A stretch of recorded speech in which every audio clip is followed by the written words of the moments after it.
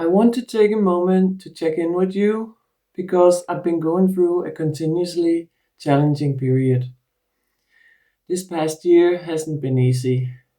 After quitting nicotine last summer, I struggled with a mild depression, and it wasn't until December that I truly felt my mood began to lift again. Around that time, someone entered my life who had a very fixed and biased idea about who I was.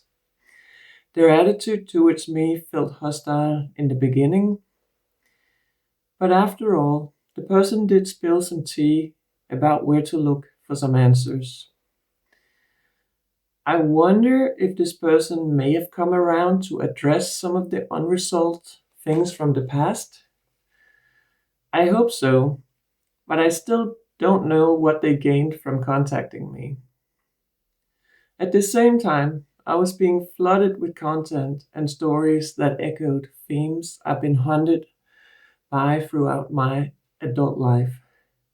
I was told some time ago that the stalkers were rich or powerful, and only recently have I begun to understand what kind of world or level that actually referred to. Honestly, I wish it had been something simpler, something quieter, if it would have meant fewer complications. I never wanted an upper class life, especially not as an uneducated or dependent partner. That was never my dream. But looking back now, I can see some things a little bit more clearly.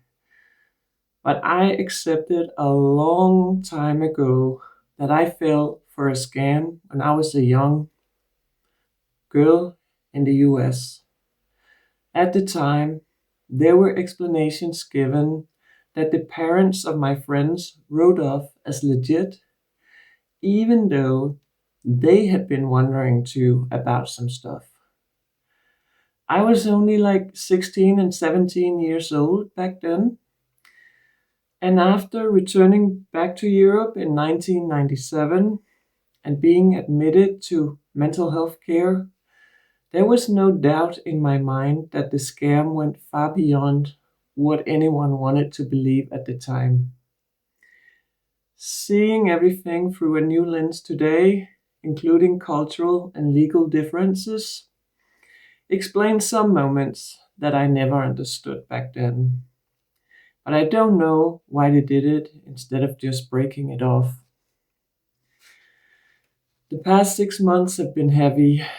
Revisiting old memories is never easy, especially when they include trauma, RAPE, violation, and situations where I had no power. Carrying that kind of history takes a toll.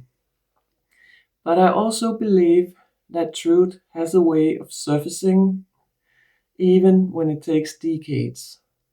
And maybe, just maybe, accountability is finally catching up on some of these stories. As we move into 2026, I genuinely feel a shift. The energy feels higher, and I've decided to move forwards and make the most out of this year.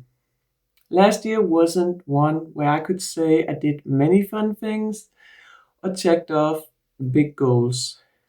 This year starts with health challenges and uncertainty, including a temporary job situation, but still, I feel more optimistic than I have in a long time.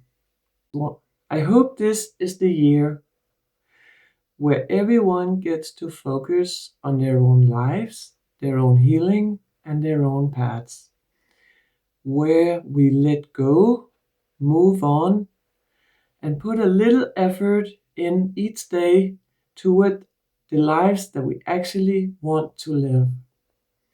Let's try to make it a good year, a softer year, and a more honest and intentional year.